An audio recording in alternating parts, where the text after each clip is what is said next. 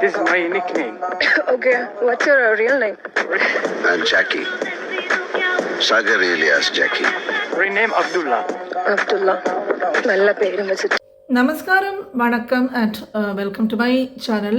അപ്പോൾ കഴിഞ്ഞ കുറച്ച് ദിവസങ്ങളായിട്ട് സോഷ്യൽ മീഡിയയിൽ ചർച്ചയാകുന്ന ഒന്നാണല്ലോ ട്രാവൽ വ്ലോഗർ ജന്നയ്ക്ക് ജോർദാനിൽ വെച്ചുണ്ടായ അനുഭവം. അപ്പോൾ ഇതിനെക്കുറിച്ചിട്ട് നമ്മൾ 1-2 റിയാക്ഷൻ വീഡിയോ ചെയ്തിട്ടുണ്ടായിരുന്നു. അതിനുശേഷം സോഷ്യൽ മീഡിയ വീഡിയോസിൽ കുറേ അധികം കാര്യങ്ങൾ ഇതിനെക്കുറിച്ച് ചർച്ച ചെയ്തത് കണ്ടു. അപ്പോൾ അത് കേട്ട് കഴിഞ്ഞപ്പോഴേക്കും ഇതിനെക്കുറിച്ചിട്ട് കുറച്ച് പ്രധാനപ്പെട്ട കാര്യങ്ങൾ കൂടി പങ്കുവെക്കണമെന്ന് തോന്നിയത് കൊണ്ടാണ് ഈ വിഷയത്തിനെ കുറിച്ചിട്ട് ഒരു വീഡിയോ കൂടി ഷെയർ ചെയ്യാമെന്ന് കരുതിയത്. അപ്പോൾ ഈ വീഡിയോയുടെ തുടക്കം ആദ്യം ഈ വീഡിയോ കണ്ടപ്പോഴേക്കും ഒരു സ്ത്രീക്ക് നേരെ മോശം പെരുമാറ്റം ജോർദാനിൽ വെച്ചു നടന്നു എന്നുള്ളൊരു ധാരണയോടുകൂടിയായിരുന്നു ആ വീഡിയോ കണ്ടത്.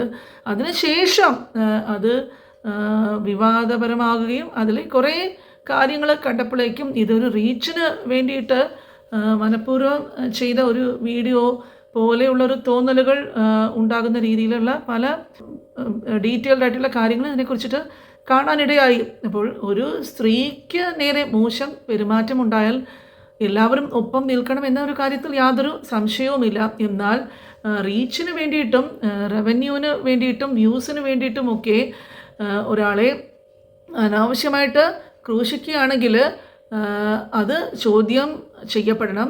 ഈ വീഡിയോയിൽ നമ്മൾ പരിശോധിക്കുന്നത് ജന്ന പുറത്തുവിട്ട വീഡിയോകളിലെ ചില വമ്പൻ പൊരുത്തക്കേടുകളിനെ കുറിച്ചിട്ടാണ്.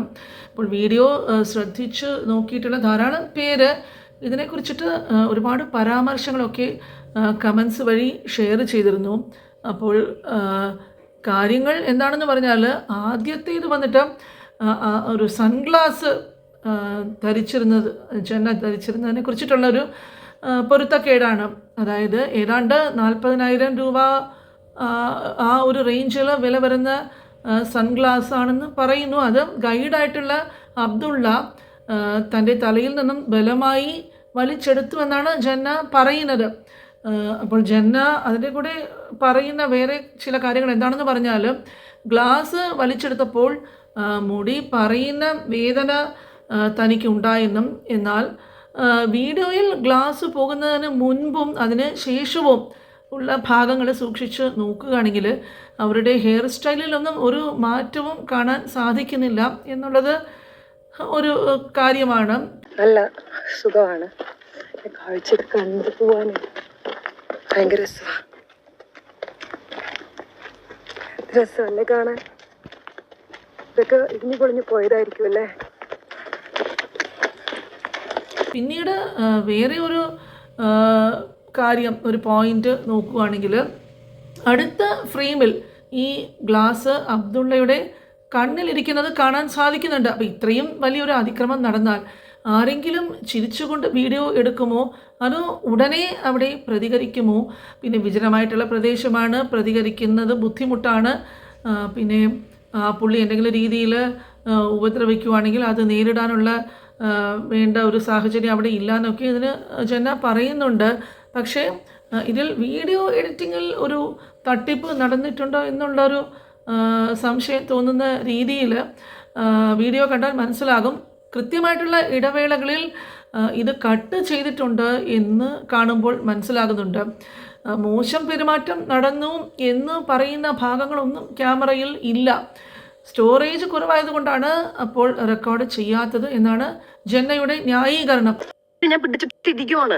ഈ പിടിച്ചതിന്റെ ഇടയിലാണ് ഞാൻ ഓൺ ആക്കിയിട്ട് സൈഡിൽ പിടിച്ചത്. അപ്പൊ എന്റെ ക്യാമറ ഓൺ ആണ്. പിന്നെ ഇതിൽ 58 മിനിറ്റ് ആണ് ബാലൻസ് കാണിച്ചിട്ട് മൊത്തത്തിൽ കാണിച്ചിട്ടുണ്ടായിരുന്നത്. ഈ പറഞ്ഞ പെട്രോൾ പേരുടെ മുതൽ ടോട്ടൽ 88 ആണ് കാണിച്ചിട്ടുണ്ടായിരുന്നത്. ഞാൻ ഇതിന്റെ മുകളിൽ ഈ വീഡിയോ എടുക്കുന്ന സമയത്ത് ആകെ 16 മിനിറ്റ് എങ്ങാണ്ട് ബാലൻസ് ഉണ്ടായിരുന്നു. പിന്നെ എപ്പോഴാ എന്തൊക്കെയാ സംഭവിക്കുക എന്നുള്ളതൊന്നും എനിക്ക് അറിയാത്തത് കൊണ്ട് ഞാൻ ഇടയ്ക്കിടയ്ക്ക് ഓഫാക്കി ഓണാക്കും. എന്നാൽ ഒരു വ്ളോഗർക്ക് ഏറ്റവും പ്രധാനപ്പെട്ട ഇത്തരം ഇൻസിഡൻറ്റുകൾ അല്ലേ റെക്കോർഡ് ചെയ്യേണ്ടത്. അപ്പോൾ മിക്കവാറും എല്ലാ ഭാഗങ്ങളും തന്നെ ഈ പുള്ളിക്കാരി ഷൂട്ട് ചെയ്തിട്ടുള്ളതിൻ്റെ കൂട്ടത്തിൽ ഈ ഒരു ഭാഗം മാത്രം കാണാൻ ഇല്ല എന്നുള്ളതും അതിലൊരു വിവാദമായിട്ട് തന്നെ തുടരുകയാണ്.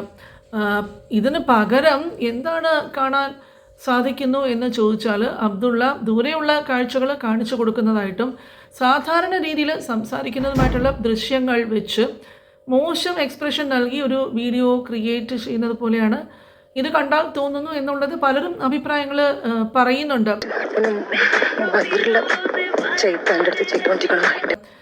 പിന്നെ കഴുത സഫാരിയുടെ ഒരു യാഥാർത്ഥ്യം നോക്കുകയാണെങ്കിൽ പലരും ഈ ഇങ്ങനത്തെയുള്ള പ്രദേശങ്ങളിൽ കഴുത സഫാരിയൊക്കെ ചെയ്തിട്ടുള്ളവരുണ്ടാകും. അപ്പോൾ അങ്ങനെ ചെയ്യുമ്പോൾ ഉണ്ടാകുന്ന കുലുക്കത്തെ തട്ടുന്നു അല്ലെങ്കിൽ മോശമായി പെരുമാറുന്നു എന്ന് വ്യാഖ്യാനിക്കുന്നത് എത്ര ദൂരം ശരിയാണ് എന്നുള്ളതും സംശയിക്കേണ്ടിയിരിക്കുന്നു.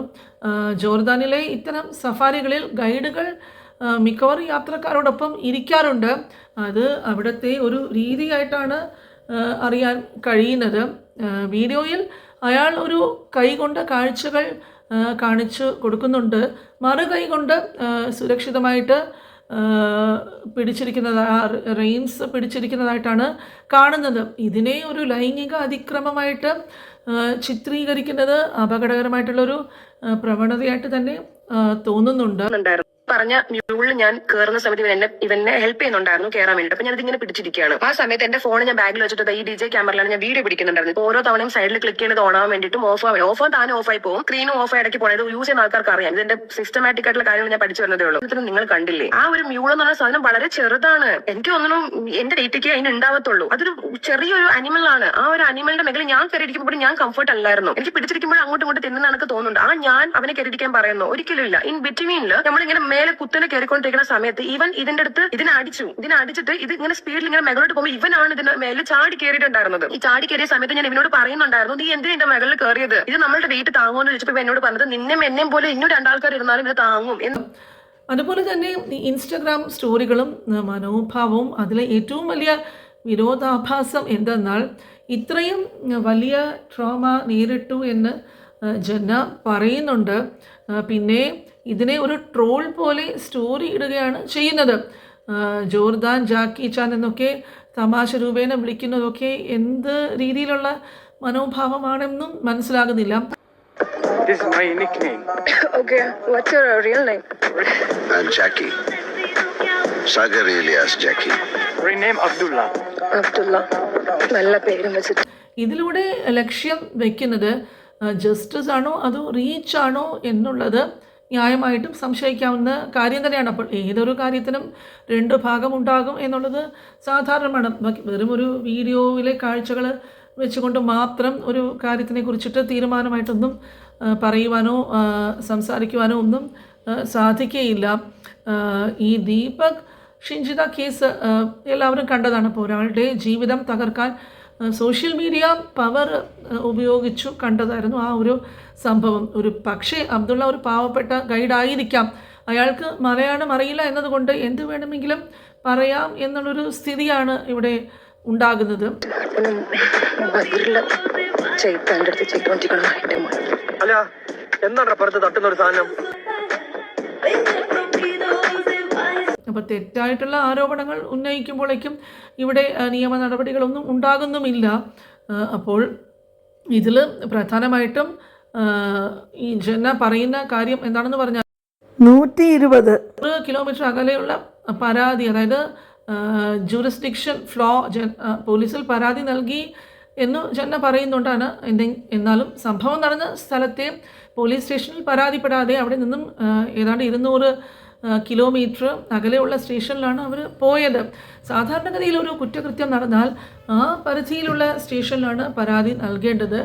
ദൂരെയുള്ള സ്റ്റേഷനിൽ പോയാൽ അവർ പരാതി സ്വീകരിക്കില്ല എന്ന സാങ്കേതികമായിട്ടുള്ളൊരു കാര്യം കൃത്യമായിട്ട് അറിഞ്ഞുകൊണ്ടാണോ ഇതിനെ ഒരു നീക്കമായിട്ട് ഇങ്ങനെ ഒന്ന് നടന്നത് എന്നും ഇവിടെ സംശയിക്കേണ്ടിയിരിക്കുന്നു. അപ്പോൾ വർഷങ്ങളായിട്ട് ട്രാവൽ വ്ലോഗിംഗ് ചെയ്യുന്ന ലക്ഷക്കണക്കിന് ഫോളോവേഴ്സ് ഉള്ള ഒരാൾ ക്യാമറയുടെ സെറ്റിങ്സ്, അതായത് സ്റ്റോറേജ് സിസ്റ്റമാറ്റിക്കലി സ്വിച്ചിങ് ഓഫ് പഠിച്ചു വരുന്നതേ ഉള്ളൂ എന്ന് പറയുന്നത് അത് സത്യമാണോ എന്ന് വിശ്വസിക്കുവാനായിട്ട് ബുദ്ധിമുട്ടാണ്. ഇപ്പോൾ ഒരു അപകടം അല്ലെങ്കിൽ അതിക്രമം നടക്കുമ്പോഴേക്കും അത് റെക്കോർഡ് ചെയ്യാൻ സാധിച്ചില്ല എന്നതിന് അവർ പറയുന്ന ഈ ന്യായീകരണം സാങ്കേതികമായിട്ട് നിലനിൽക്കുന്നു എന്ന് നിങ്ങൾക്ക് തോന്നുന്നുണ്ടോ? അപ്പോൾ നമ്മുടെ നാട്ടിലെ നിയമം അനുസരിച്ചിട്ട് ഒരാളെ കുറ്റവാളിയായിട്ട് മുദ്ര കുത്തുന്നതിന് മുൻപ് അയാളുടെ ഭാഗം കൂടി കേൾക്കണം. ഇവിടെ അബ്ദുള്ള എന്ന വ്യക്തിക്ക് മലയാളം അറിയില്ല. അയാൾ എന്ത് ന്യായീകരണം പറഞ്ഞാലും അത് ആരും അറിയുവാനും പോകുന്നില്ല. ഈ ഒരു ലാംഗ്വേജ് ബാരിയർ ജന്ന തനിക്ക് അനുകൂലമായിട്ട് പ്രയോഗിച്ചോ എന്നുള്ളൊരു സംശയവും ഇവിടെ പലരും പറയുന്നുണ്ട്. ഇപ്പോൾ സോഷ്യൽ മീഡിയയിൽ ഇപ്പോൾ കാണുന്ന ഒരു ട്രെൻഡ് നെഗറ്റീവായാലും കുഴപ്പമില്ല, വാർത്തകളിൽ നിറഞ്ഞാൽ മതി. ജന്നയുടെ വീഡിയോയ്ക്ക് താഴെ വരുന്ന കമൻറ്റുകളിൽ 90% അവർക്കെതിരാണ്. എന്നാൽ ഈ വിമർശനങ്ങൾ പോലും അവരുടെ വീഡിയോയുടെ റീച്ച് തീർച്ചയായിട്ടും വർദ്ധിപ്പിക്കുന്നുണ്ട്. ഒരു പ്രവാസിയെ അല്ലെങ്കിൽ ഒരു വിദേശ ഗൈഡിനെ കരുവാക്കി തൻ്റെ ചാനൽ വളർത്താനുള്ള ശ്രമമാണോ ഇതെന്നും സംശയിക്കേണ്ടിയിരിക്കുന്നു. പലരും പറയുന്നത് എന്താണെന്ന് പറഞ്ഞാൽ ആദ്യം ഒക്കെ ഈ ജന്നയുടെ ചാനലിൻ്റെ റീച്ചൊക്കെ വളരെ കുറവായിരുന്നു. പിന്നീട് അവർ ഏതോ ദുബായിൽ എന്തോ വർക്ക് ചെയ്യുകയാണെന്നും ഈ ട്രാവൽ ചെയ്യുന്നതിനൊക്കെ അവർക്ക് ഈ യൂട്യൂബിൽ നിന്നും കിട്ടുന്നുള്ള ആ ഒരു വരുമാനം അതുകൊണ്ട് ചെയ്യാൻ സാധിക്കില്ല.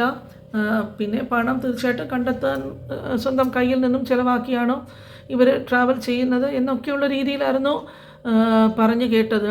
അപ്പോൾ ഈ യൂട്യൂബിൻ്റെ വ്യൂസ് വർദ്ധിപ്പിക്കുവാൻ വേണ്ടിയിട്ടുള്ളൊരു കാര്യമാണ് ഇതെന്നുള്ളത് പലരും പറയുന്നുണ്ട്. പിന്നെ ജോർദാൻ പോലെ ഉള്ളൊരു രാജ്യത്ത് ഇത്തരം സഫാരികൾക്കൊക്കെ പോകുമ്പോൾ പാലിക്കേണ്ട മിനിമം സുരക്ഷാ കാര്യങ്ങൾ പോലും ശ്രദ്ധിക്കാതെ, ഉദാഹരണത്തിന് വസ്ത്രധാരണവും അതുപോലെ ഈ തെന്നി മാറുന്ന രീതിയിലുള്ള ഡ്രസ്സസും അല്ലെങ്കിൽ വില കൂടിയ ഗ്ലാസ് സുരക്ഷിതമില്ലാതെ വെക്കുന്നത്, പിന്നെ അതിനെക്കുറിച്ചിട്ടൊക്കെ പരാതി പറയുന്നത്, ഇതൊക്കെ ഒരു പ്ലാൻഡ് മൂവായിട്ട് തോന്നുന്നതിൽ അസ്വാഭാവികതയൊന്നും പറയുവാനായിട്ട് സാധിക്കില്ല. അപ്പോൾ ഈ ഒരു ചൊല്ല് പറഞ്ഞ് കേട്ടിട്ടുണ്ട്, അതായത് സത്യം ചെരുപ്പിടുമ്പോഴേക്കും കള്ളം ലോകം ചുറ്റി വരും എന്ന് പറയുന്നത് പോലെയുണ്ട് ഇത് കേൾക്കുമ്പോഴേക്കും. പ്രത്യേകിച്ച് ഈ സോഷ്യൽ മീഡിയയുടെ കാലത്ത് ഒരാളുടെ മാനം എന്നത് വ്ലോഗർമാർക്ക് തങ്ങളുടെ വീഡിയോയുടെ തമ്പനയിൽ ഉണ്ടാക്കാനുള്ള ഒരു കളിമണ്ണായിട്ട് കരുതാൻ പറ്റില്ല. ക്യാമറയിൽ സ്പേസ് ഇല്ലായിരുന്നു എന്ന് പറയുന്നവർ കൃത്യമായിട്ട് എഡിറ്റ് ചെയ്ത വീഡിയോസൊക്കെ പുറത്തു വിടുന്നത് അത് തീർച്ചയായിട്ടും ഒരു വിരോധാഭാസം തന്നെയാണ്. അപ്പോൾ ഇതിൽ നിന്നും പ്രധാനമായിട്ട് പറയാനുള്ള കാര്യം എന്താണെന്ന് പറഞ്ഞാൽ, സോഷ്യൽ മീഡിയ എന്നത് ഒരാളെ വളർത്തുവാനും തളർത്തുവാനും കെൽപ്പുള്ള വലിയൊരു ആയുധമാണ്. ഇപ്പോൾ ഒരു പെൺകുട്ടിക്ക് നേരെ അതിക്രമം ഉണ്ടായാൽ ആ നിമിഷം അവൾക്കൊപ്പം നിൽക്കാൻ ആർക്കും ഒരു മടിയുമില്ല. പക്ഷേ ആ ആയുധം വ്യൂസിനും റീച്ചിനും വേണ്ടിയിട്ട് അന്യായമായിട്ട് ഒരാൾക്ക് നേരെ പ്രയോഗിക്കുമ്പോൾ അതൊരു വലിയ ചതിയായിട്ട് മാറുന്നു. ഒരു പക്ഷേ ആ പാവപ്പെട്ട ഗൈഡിന് നമ്മുടെ ഭാഷ അറിയില്ല, തൻ്റെ ഭാഗം ന്യായീകരിക്കുവാൻ നമ്മുടെ മുമ്പിൽ വരാൻ കഴിയില്ല. ആ ഒരു സാഹചര്യം മുതലെടുത്തിട്ട് ഒരു വ്ലോഗർക്ക് തൻ്റെ കണ്ടൻറ്റ് കൊഴിപ്പിക്കാം എന്ന് കരുതുന്നത് തീർച്ചയായിട്ടും ശരിയായുള്ള ഒരു കാര്യമല്ല. ഷിഞ്ചിത എന്ന പെൺകുട്ടി തൻ്റെ റീച്ചിന് വേണ്ടി ഇരയാക്കിയ ദീപക് എന്ന യുവാവിൻ്റെ അനുഭവം നമ്മുടെ മുന്നിലുണ്ട്.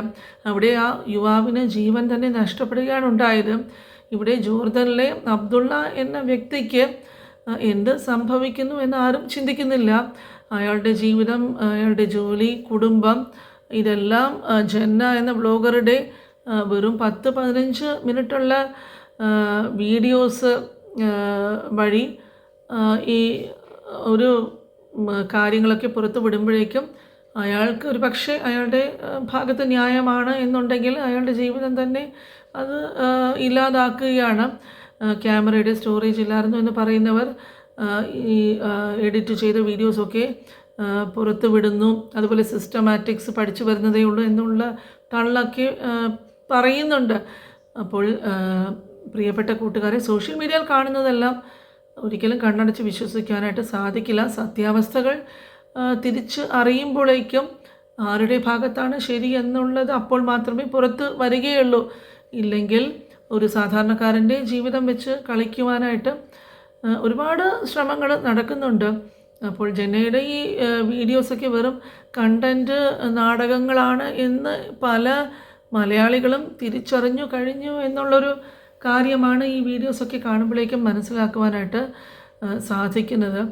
അപ്പോൾ ഇങ്ങനെ ഓരോരോ സംഭവങ്ങൾ നമ്മൾക്ക് ചുറ്റും നടക്കുന്നു. ഇതൊക്കെ കാണുമ്പോഴേക്കും നിങ്ങൾക്ക് എന്താണ് തോന്നുന്നത്? കാരണം ഇതിനു മുമ്പും വെളിപ്പെടുത്താതെ കൂടുതൽ പോയിൻറ്റ്സ് പരിശോധിച്ച് നോക്കുമ്പോഴേക്കും യഥാർത്ഥത്തിൽ ഇതൊക്കെ നടന്നതാണോ, സ്ക്രീൻ പ്ലേ ആണോ എന്ന് സംശയം തോന്നുന്ന രീതിയിൽ അതിനാണ് ഇവിടെ കൂടുതൽ മുൻതൂക്കം തോന്നുന്നത്.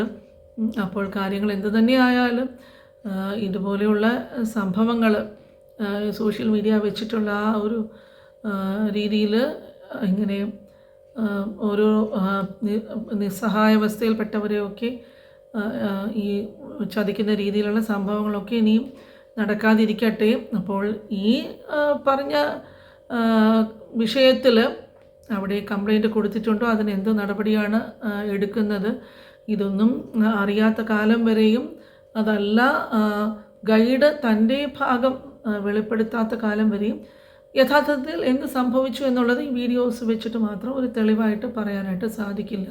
നിങ്ങളുടെ അഭിപ്രായങ്ങൾ എന്താണെങ്കിലും മറക്കാതെ അത് ഷെയർ ചെയ്യുക. അതുപോലെ തന്നെ ഇതേ രീതിയിലുള്ള ടോപ്പിക്സ്, അതിൻ്റെ വീഡിയോസ് ഇനിയും കാണുവാനായിട്ട് മറക്കാതെ ചാനൽ സബ്സ്ക്രൈബും ചെയ്യുക. ഇതുവരെ വീഡിയോ കണ്ട എല്ലാവർക്കും താങ്ക്സ് ഫോർ വാച്ചിങ്.